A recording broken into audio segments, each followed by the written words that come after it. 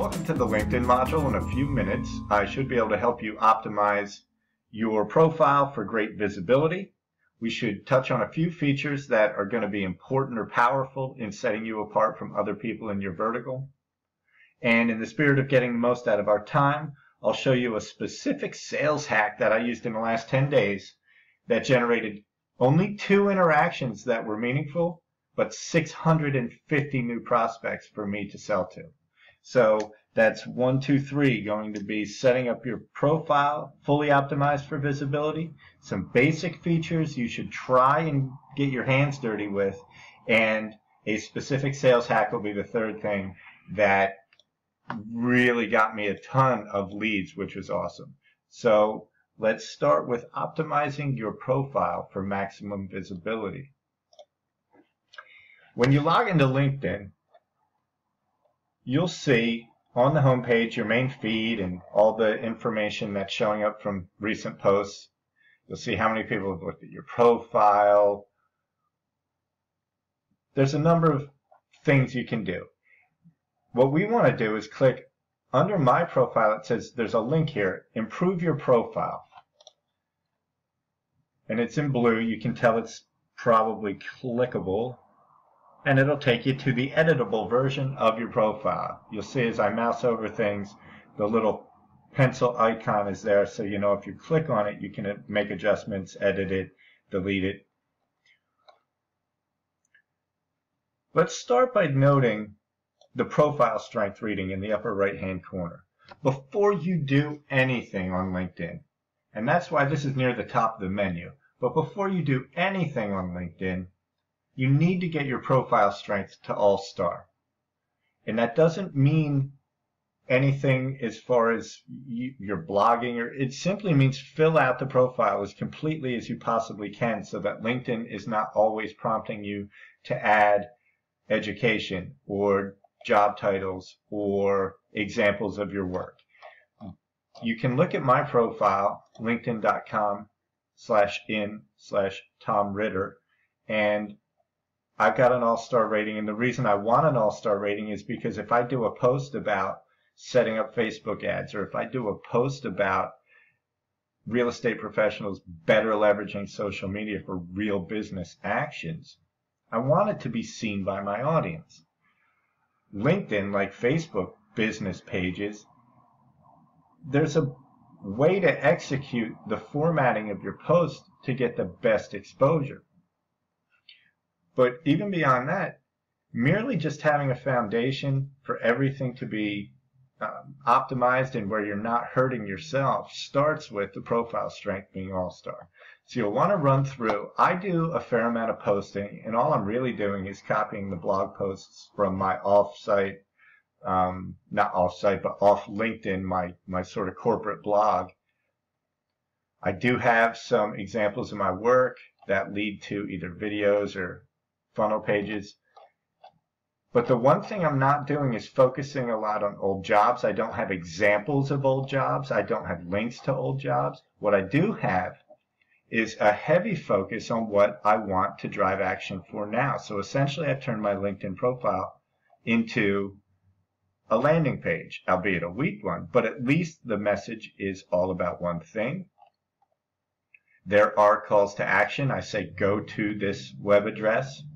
If you click on any of the examples, there's links in there and instructions that go to this web address. So there's a specific thing that you can do when you're on my LinkedIn profile, and only one specific thing you can do on my LinkedIn profile. It's the only way you can ever really turn your LinkedIn profile, unless you're Mark Cuban and you've got 1 million people on your profile. This is going to be the only way you're going to be able to turn it into a conversion tool and drive any real business actions. And it has worked for me. The takeaway then on step 1 for optimizing your profile visibility is to fill it out as completely as possible until you've got an all-star rating. And keep the focus on a particular topic or call to action with maybe one link in your profile that people can actually go to for what you're focused on that day or that month or that quarter. And as far as features and certain functions of LinkedIn that are very beneficial and help you get a great deal of additional exposure and help you get found by the right people because they really bring you up in topic specific ways and help you rise above those who don't leverage these features are, again, if you go to the home area when you log in, the feed essentially, you have the ability to write an article here, share an update here, upload a photo here. There are best practices, again, as with any of the social media tools. Leave the memes and the non-business content for Facebook. Here you'll want to focus on writing articles and sharing updates. If you have an infographic or something very business-like that you can present as a photo, do that, but don't do the Facebook-style social media posting. It won't benefit you business-wise. So sharing updates, that's more the Twitter-style Facebook feed post of LinkedIn. You can jump here and, you know, I read oh, excuse me, sir, you're in the way. I found this article, blah, blah, blah, something like that. Or I can write my own article. And these are articles I actually create by leveraging the blog posts on my website. So I just repurpose them to some extent and rewrite them a little bit because I know it's worth, you know, putting in 20 minutes. If I took an hour to write a blog post for my site, I might as well spend 15 minutes redoing it for LinkedIn and getting double the exposure out of it. Makes me feel better about the initial hour I put in.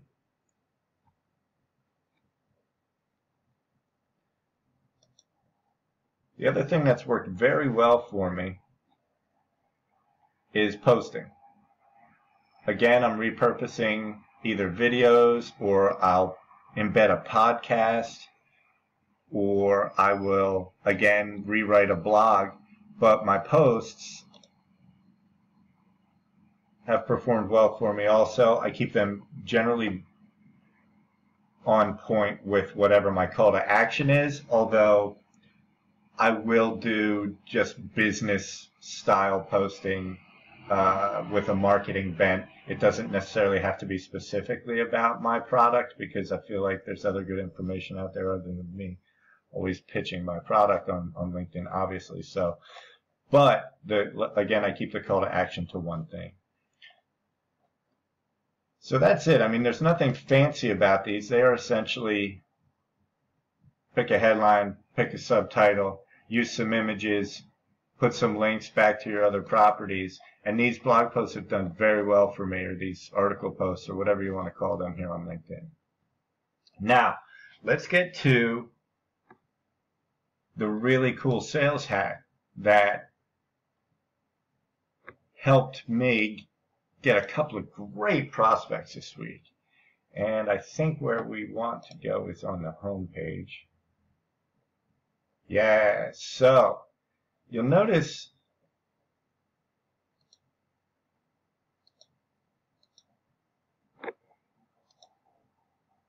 in the upper right hand corner, this section here, and you'll see updates that are of a nature for congratulations or anniversaries related to new jobs or 4 years at their job.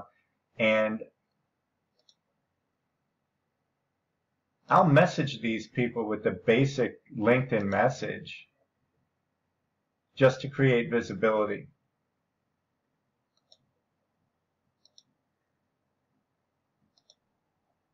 Congrats on the new job, congrats on the new job, congrats on the new job. And I get these from people. When I change something on my profile, I get a ton of congratulation messages, which is good. Oh, I played ball with that guy in college. I hope he gets this and replies to it. Let's see. Yeah, so there's, I don't know, 15, 20 or something. That generates activity. People might come to my page, might look at my blog.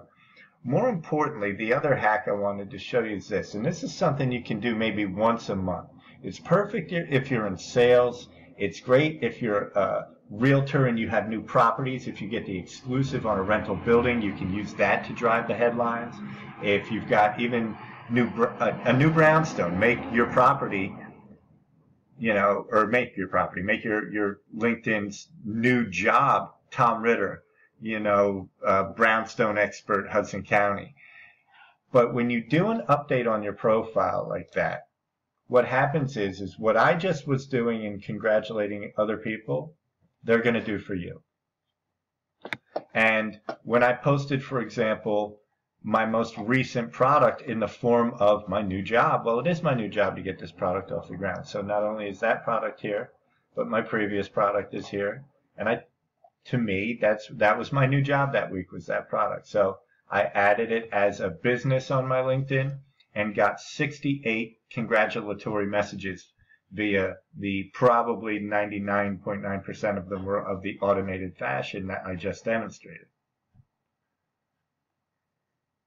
What I chose to do was respond with great joy. A, it was fun to get a bunch of congratulations, but B, if they can send the message to me under the pretense that it's a genuine, heartfelt congratulations, then I have every right to respond in kind. So I took the time to write a great thank you email to everyone who sent me congratulations about how thrilled I was, how my new product was really cool and really starting to kill it. And I sent that to all 68 people who congratulated me. Cut and paste, cut and paste, cut and paste. I figure all's fair. If you're gonna one-click congratulate me, I'm gonna leverage the heck out of it. So I wrote everybody's name one by one, but then cut and paste the same message, and received many replies to that correspondence. So of those replies, the vast majority were polite conversation, 2 of which were direct buying signals from somebody saying, hey, I would love you to come present to my team. I would love for you to come talk to my realtors about not wasting time on social media and making sure that they get real results. So if you can find a reason to make adjustments to experience and add a position, and that position you add is sales king at the whatever condo development, or you can figure it out. You know how to sell a property better than I do. But make that the company and give yourself a title like head in charge of whatever, working with buyers. They already know you work at Keller Williams. They already know you work at Berkshire Hathaway. This isn't what we're talking about. What we're talking about is individual properties or neighborhoods. Add them as companies under the experience in your LinkedIn tab. 8, you might get direct messages for somebody saying, hey, no way, I need something. It happens. People are in buying cycles randomly, and sometimes good timing happens. Otherwise, you're planting the seeds for, even if they're not there now, that position will hopefully get pushed down by 4 more updates that will do 2 things. 1, give you the opportunity to get people who are interested, and 2, to generate all those congratulations that you can then respond to with your own marketing message. And that's the hack that got me 650 leads.